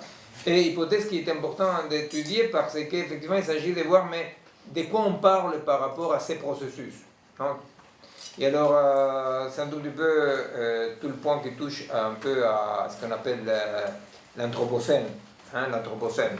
Et alors, chaque fois que je dis anthropocène, je passe la parole à... Bon, en même temps, il reste 10 minutes. Oui, mais c'est pas grave, c'est tellement grave qu'en 5 minutes, une question si importante. Ok, peut-être déjà, je sais pas, tout le monde l'anthropocène, je ne sais pas, ça doit faire la 2e ou la 3e fois, voilà, 5e fois. Parce que c'est que l'anthropocène, qui est un terme qui a été annoncé enfin proposé la première fois par un chimiste, un prix Nobel de chimie qui est Paul Crutzen, hein, je ne sais pas si tout le monde connaît l'histoire, en 2000, voilà, et qui a annoncé lors d'un congrès de géologie que la planète avait quitté, enfin, en tout cas il fallait acter le changement d'aire géologique de la planète, et que donc on était en train de quitter 11 500 ans de l'Océan, qui est donc la période dans laquelle on est encore officiellement, pour entrer dans l'Anthropocène, c'est-à-dire clairement l'époque géologique marquée par l'activité de l'homme. Donc c'est pas rien, hein, c'est pas rien, c'est-à-dire qu'en 2,5 millions d'années, le petit peuple de chasseurs-cueilleurs que nous étions est devenu une force d'ampleur tellurique. Alors, c'est un terme dont enfin, c'est une question dont on a déjà beaucoup parlé, notamment en regardant clairement les processus objectifs hein, que ça recouvre. En gros, il y a 24 paramètres qui sont analysés par les scientifiques et sur ces 24 paramètres, il y en a je ne sais plus combien, une dizaine, dont on estime aujourd'hui qu'ils ont franchi le seuil de la réversibilité. C'est-à-dire que, quelles que soient les décisions, quelles que soient les actions, on estime aujourd'hui qu'on est dans une dérégulation totale de certains processus. Alors, je n'ai plus les thèmes en tête, mais je pense notamment au cycle géochimique, et notamment la pollution de l'océan avec les phosphates et l'azote qui entraînent des phénomènes d'appauvrissement de l'eau, avec des pertes de biodiversité. Voilà, ça c'est un des paramètres qui aujourd'hui aurait basculé et nous ferait passer dans un devenir aujourd'hui imprédictible. Voilà, vous savez aussi, on l'a annoncé plusieurs fois, aujourd'hui il y a un relatif consensus pour dire qu'on est en train de connaître la 6e plus grande extinction d'espèces sur Terre depuis 65 millions d'années, c'est-à-dire depuis l'extinction des dinosaures. Voilà. Donc c'est pas rien, et on parle pas de... et c'est là aussi, effectivement, ce que l'intérêt, à mon sens, de l'Anthropocène, c'est-à-dire qu'elle nous fait passer de cette idée de crise, c'est-à-dire la crise environnementale qui serait une péripétie du progrès sur la voie du bonheur, pour nous faire passer à l'idée qu'on est à un point de non-retour. C'est-à-dire que la planète a quitté les grands équilibres qu'on avait connus pour rentrer dans une phase... voilà, c'est vraiment l'éruption, c'est ce que... comme ça, Stenger, non, Isabelle Stenger, voilà, appelé l'éruption de Gaïa. D'un seul coup, on rentre dans un moment comme ça, c'est l'imprédictibilité qui fait éruption, on prend conscience qu'on est empêtré dans des boucles de rétroaction, des cycles comme ça, et que voilà, on est à un point de non-retour, à une bifurcation géologique globale. Alors, ce qui est intéressant aussi à travers ce sujet-là de l'Anthropocène, c'est de voir aujourd'hui la réponse qui est faite. C'est-à-dire que l'Anthropocène n'est absolument pas d'ailleurs un discours porté par les écologistes. Les écologistes, il n'y a pas d'écologistes, parce que les gens qui critiquent l'Anthropocène disent que c'est un truc de farfelu, c'est les écologistes qui arrivent, etc. Non. Aujourd'hui, pendant 10 ans, je parlais de 2000, pendant 10 ans, l'Anthropocène a été débattu sur les sièges rembourrés des congrès de la Société internationale de géologie, de la commission de stratigraphie, etc. Et pendant 10 ans, c'était un débat qui était relativement élitiste. Non, l'Anthropocène, aujourd'hui, s'il faut l'accuser de quelque chose éventuellement, puisque c'est plus d'être du scientisme que de l'écologisme. Mais ce qui est intéressant aujourd'hui, c'est qu'on regarde aujourd'hui le discours sur l'Anthropocène, c'est de dire, oui, effectivement, on est face à des phénomènes complexes, on est face à des phénomènes imprédictibles, on est dans une pente absolument non contrôlable, on ne sait absolument pas comment les choses vont se passer maintenant. Et la réponse qui est de dire, plutôt que de reconnaître des limites, c'est-à-dire plutôt que d'accepter des limites, de la même manière que, comme on l'avait évoqué dans le dernier séminaire, on passe d'une rationalité à l'hyper-rationalité. La réponse qui est faite à l'Anthropocène, c'est de dire, ok, il y a une crise environnementale, comme le monde digital, il y a une crise de sens, on abolit le sens, on fait un saut par-dessus la crise de sens. Aujourd'hui, la réponse à l'Anthropocène, c'est de dire, non, ok, on reconnaît les limites, mais les limites ne doivent pas nous conduire à modifier notre agir, les limites, on les dépasse. Et on rentre effectivement dans ce qu'évoquait Miguel, l'hyper-rationalité technoscientifique, qui est une hyper-rationalité. Alors, c'est toutes les techniques de géo-ingénierie. Je ne sais pas si vous avez entendu, là, par rapport à IRMA. Aujourd'hui, IRMA a réenclenché un certain nombre d'investissements dans des projets qui, jusque-là, n'arrivaient pas trop à se financer, qui consistent à refroidir les océans. Alors, vous savez, il y a des projets de géo-ingénierie. Pardon ? Il y a des projets de géo-ingénierie aujourd'hui qui consistent à envoyer dans la stratosphère du soufre pour lutter contre le réchauffement climatique, j'en ai entendu récemment aussi du calcaire. Il y a un certain nombre de projets comme ça, de géo-ingénierie portés par un certain nombre de grandes entreprises, dont les GAFA, c'est-à-dire dont Google, etc.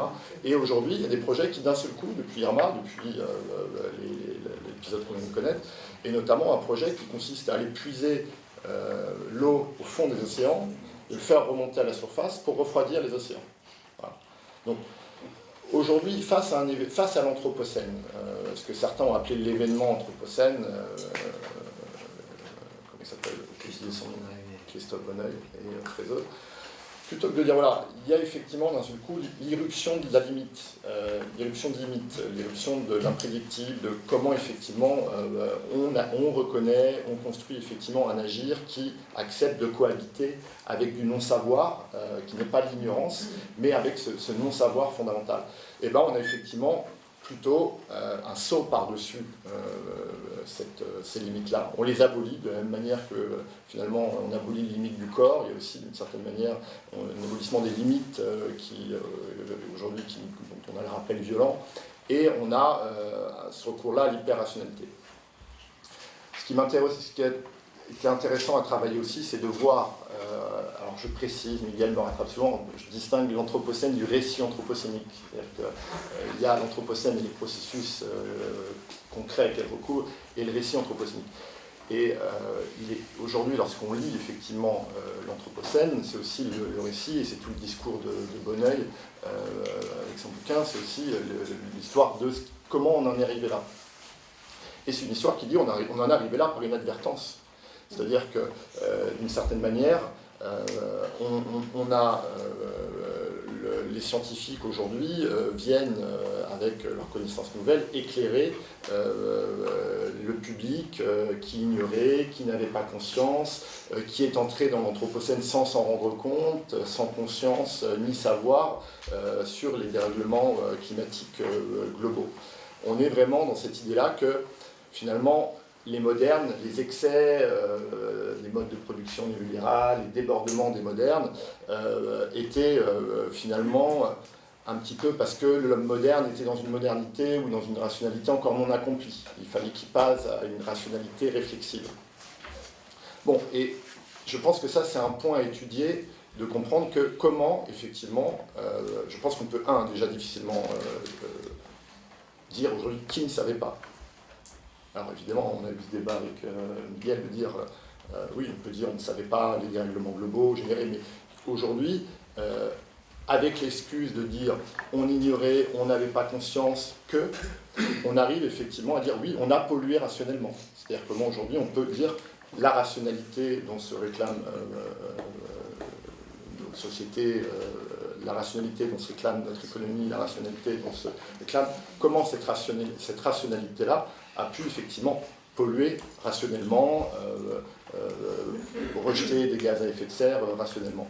Et je pense que ça, c'est quelque chose qu'il faut essayer de penser, essayer de comprendre effectivement comment essayer de penser l'irrationnel, de penser la négativité. Et l'Anthropocène était ce moment-là où on pouvait effectivement essayer de penser, comprendre l'irrationnel, la négativité, la perte.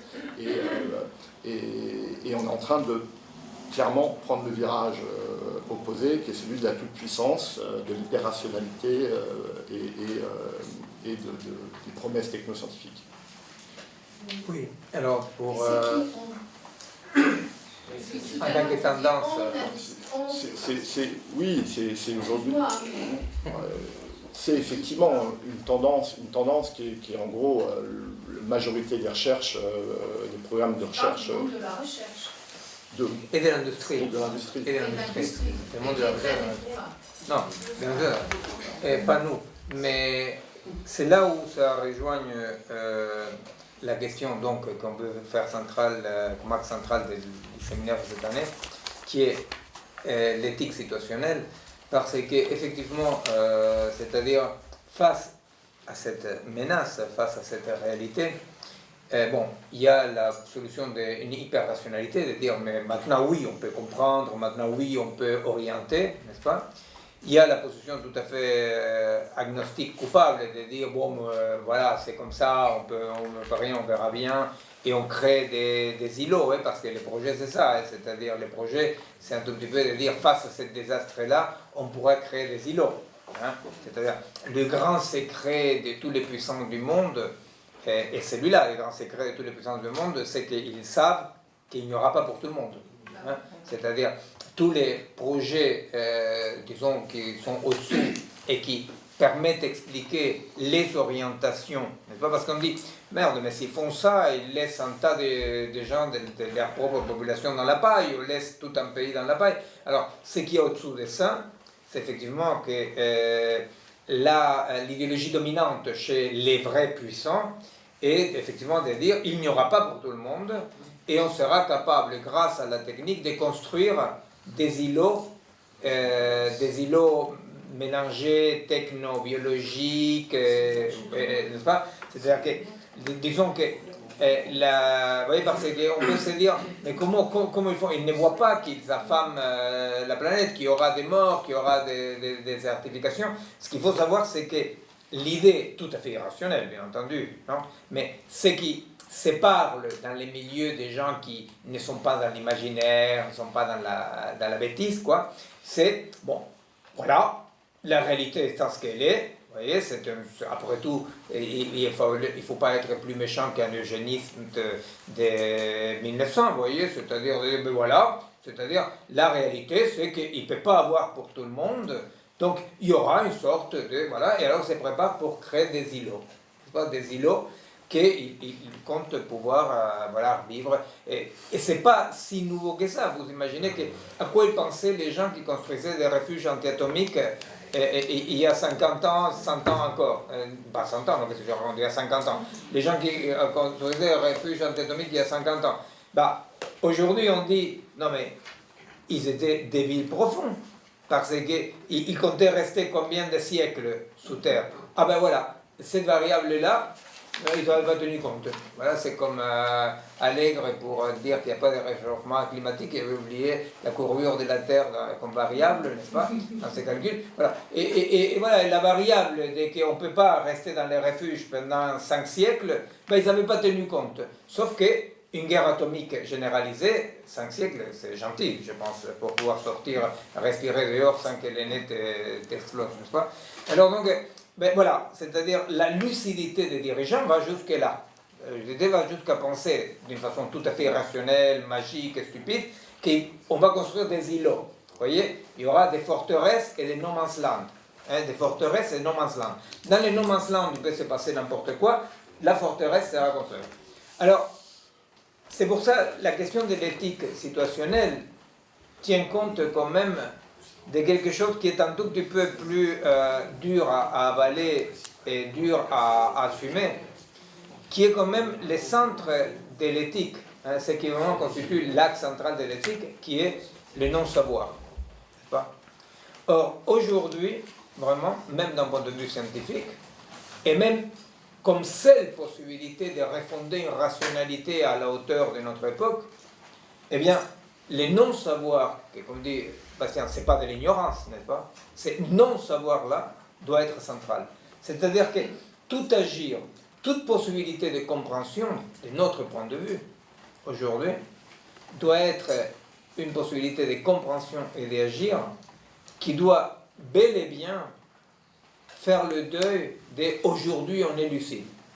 Hein? D'aujourd'hui on est lucide. C'est-à-dire, au contraire, comment on intègre cette non-lucidité-là dans nos actions, dans nos analyses, qui implique quand même un gros deuil pour nous, orphelins de la modernité, qui est le gros deuil du messianisme prophétique, n'est-ce pas, de la paix mondiale, etc., etc.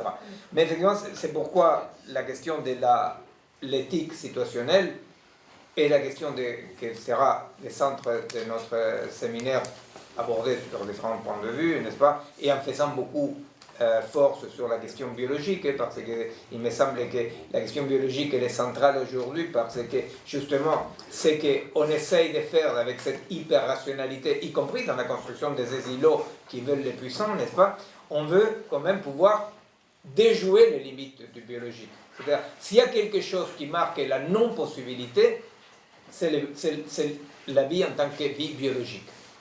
Il y a quelque chose qui n'est pas possible pour la vie en tant que vie biologique. Alors, on va beaucoup faire axe autour de la question biologique aujourd'hui, mais effectivement, l'idée c'est ça. L'idée c'est comment nous pouvons arriver à penser, à construire, à expérimenter cette éthique situationnelle qui peut être en amitié avec un non-savoir, sans mettre derrière ce non-savoir aucun type d'acception mystique, religieuse ou de mystère, vous voyez. Mais comment un non-savoir peut être pensé en termes d'une rationalité étendues et non pas comme les limites de la rationalité. Bon, ça c'est les menus. Alors maintenant, juste un dernier mot avant que on vous laisse programmer vos groupes par affinité, camarades. Et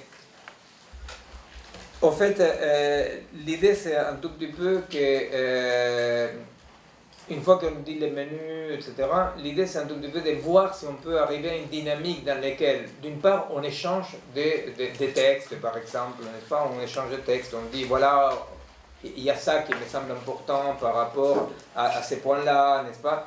Que vraiment il y ait un travail, si possible, à côté du séminaire dans lequel cette transposition se fasse, n'est-ce pas? Et donc, voilà, du coup, il n'y a pas une ligne directrice, de toute façon, c'est une incapacité génétique que je vois, une ligne directrice de quoi que ce soit, mais il n'y a pas une ligne directrice du séminaire, c'est-à-dire, effectivement, on va suivre par rapport à ce que vous considérez qui est important, qu'il faut revenir à ça. Vous voyez, alors donc, dans cette première séance, je ne peux que vraiment vous inviter à accepter cette invitation au séminaire, non pas simplement pour venir entendre les paroles comme ça des chercheurs que je peux avoir, hein. C'est pas parole des professeurs, c'est parole des chercheurs, dans le sens que pour moi le plus important c'est la question et non pas la réponse, n'est-ce pas? Et le plus important c'est donc cette lune et non pas les doigts qui la montrent, hein. Mais pour cela, voilà, c'est-à-dire il faut essayer de voir comment on peut petit à petit faire de ceci un laboratoire avec des échanges d'expériences, de textes, de questions. Alors je ne sais pas si quelqu'un a une idée, si quelqu'un veut proposer quelque chose en particulier. Comme le dernier séminaire, c'est Tom qui avait évoqué le livre de Deleuze, Couteau. J'ai lu un petit peu, enfin on en a parlé après dans les réunions. Je pense que justement, comme le sujet c'est l'agir, et que une grande partie du livre parle du pouvoir et du savoir et d'articulation entre les deux, et notamment que le pouvoir traverse des points singuliers, non formés, qu'il n'est pas du tout, il échappe un peu justement à la rationalité. On peut continuer à travailler là-dessus, enfin articuler avec ce que tu as dit auparavant. Si, tout à fait. Moi, tu vois, par rapport à ça, par rapport à des bouquins concrets, il y a des bouquins qui sont comme ça, des bouquins qui sont vraiment un outil de la boîte d'outils en elle-même. Mais quand même, je crois qu'il faut aller un peu plus loin aussi, en confrontant ce qu'à nous parlent ces bouquins avec des pratiques. Vous voyez, c'est-à-dire de dire, bon, mais ça, je les trouve comment? N'est-ce pas? Ça, je les trouve comment? Hein, l'idée, c'est ça, c'est ce qu'on appelait à l'époque déjà, qu'on avait travaillé avec ce team d'une façon un peu pompeuse, mais la quotidianité des lettres, n'est-ce pas? Vous avez, il y a toute philosophie réactionnaire, et philosophie toujours des lettres et de l'état. Hein, c'est-à-dire, l'être est une essence par rapport à nous vivons dans le monde de l'état, il faut bon. Et en fait, la quotidianité, par quotidianité des lettres, on veut dire, c'est-à-dire comment nous expérimentons les axes qui constituent l'époque, ces grands axes de l'époque. Comment nous pouvons enjamber les divertissements, justement. Comment il est possible d'enjamber les divertissements, en entendant par divertissement pas simplement des choses plaisantes, hein, c'est-à-dire le divertissement est aussi la préoccupation permanente de nos contemporains pour les bobos du corps, pour la maladie. Le divertissement, c'est aussi tomber dans la panique. Hein. Avoir peur, c'est un divertissement, hein, c'est un divertissement plus efficace que n'importe quelle console de jeu. Hein. C'est-à-dire, le divertissement, c'est tout ce qui nous sert à saturer notre tête, n'est-ce pas, pour ne pas pouvoir penser au périmètre de notre être. Hein. Alors, bon, voilà, c'est-à-dire par rapport au bouquin, par rapport à ça, essayer de les frotter avec ça. Moi, j'ai une question, parce que du coup, là, on parle beaucoup de pratique. Et du coup, la question qui me vient là aujourd'hui, c'est que, est-ce que justement, il ne faudrait pas essayer de pratiquer ensemble? C'est-à-dire qu'il y a un moment donné où les mots, les textes, discuter, etc., ça c'est une chose, mais pour moi, on reste quand même dans l'ordre de la pensée. Enfin, voilà. Et est-ce qu'on ne pourrait pas imaginer une manière d'échanger ou de pratiquer ensemble concrètement, j'en sais rien, je prends un exemple n'importe lequel, mais il y a un paysagiste parmi nous qui a un certain point de vue sur le territoire, que ce soit, comment il pourrait nous faire, parce qu'à un moment donné on parle du corps tout le temps, mais comment on pourrait engager ce corps-là dans une pratique qui serait celle de chacun d'entre nous. C'est bien sûr. Non mais c'est tout à fait... Pour prendre la chose aussi par un autre... Non mais c'est tout à fait souhaitable, tu vois, je parlais par exemple Mais je me dis dans quelle mesure dans quelle mesure on ne peut pas inventer quelque chose pour aller concrètement plus vers... Non mais ça c'est tout à fait souhaitable, tu vois, c'est-à-dire c'est souhaitable dans le sens auquel, bon, quand je parlais, tu vois, séminaire avec la COP en Italie, on parlait des trucs et les gens disaient on va expérimenter telle chose. Tu vois? Mais pour nous, c'est tout à fait possible d'expérimenter, mais à tous les niveaux, tu vois, toi, en tant qu'artiste, par exemple, tu peux, avec des gens qui veulent travailler avec toi, tu vas dire, bon, mais on va essayer telle chose pour comprendre dans telle pratique la chose. Quelqu'un d'autre qui a un travail plutôt social, n'est-ce pas, qui travaille, voilà, en tant qu'éducateur, il dit, bon, mais par rapport à ce qu'on dit là, je voudrais expérimenter ça, tu vois. Alors, on peut déjà expérimenter par rapport à des pratiques avec des gens du séminaire, ou on peut proposer aussi, dans des situations concrètes, on peut proposer de faire des choses qui vont dans le sens de ce qu'on est en train de dire. Parce qu'à un moment donné, l'expérimentation, au-delà d'expérimenter dans sa pratique personnelle ou de métier, quoi que ce soit, j'ai l'impression qu'il y a quand même quelque chose dans la compréhension, enfin, ça va, la compréhension passe aussi par l'expérimentation concrète de la chose. Et donc, ça déjà serait entre l'idéal. nous, de voir comment on peut arriver à mettre en... Je sais pas, ça a l'inventé, mais comment on pourrait se faire découvrir concrètement, se faire expérimenter chacun un point de vue plutôt que d'expliquer, je sais pas. Non, moi je pense que c'est pas abstrait du tout. Non, c'est très concret, effectivement. Si par rapport à certains points qu'on aborde ici, on peut imaginer tout bêtement un dispositif d'expérimentation dans le fond d'un laboratoire, tu vois, c'est-à-dire, tu sais, dans un labo, tu vois, réel, toi, c'est toute une question de dire comment je peux structurer un dispositif pour expérimenter ce qui m'intéresse. Alors, c'est parfait, c'est-à-dire si, mais moi je disais d'une façon plus ample, disons, que chacun expérimente en mettant des dispositifs dans sa pratique. Tu vois, ok. Mais si entre nous, par rapport à certains points concrets, on peut imaginer des dispositifs sociaux, pratiques, scientifiques, artistiques, je ne sais rien, c'est-à-dire si on peut imaginer des dispositifs, n'est-ce pas, qui nous permettent, je ne sais pas, c'est-à-dire je dis n'importe quoi, mais comme ça, c'est-à-dire que si on dit possible et compossible, n'est-ce pas? Alors, est-ce que nous pouvons imaginer un dispositif qui met en évidence pour nous qu'est-ce que c'est expérimenter cette différence entre possible et compossible, par exemple, n'est-ce pas? C'est-à-dire, si l'idée, mon désir profond, c'est qu'on puisse aller vers ça, vers vraiment un séminaire laboratoire dans lequel on puisse aussi créer des dispositifs d'expérimentation, chacun de son côté, un petit groupe ou ensemble. Voilà, tout à fait. C'est pas du tout abstrait, c'est tout à fait souhaitable.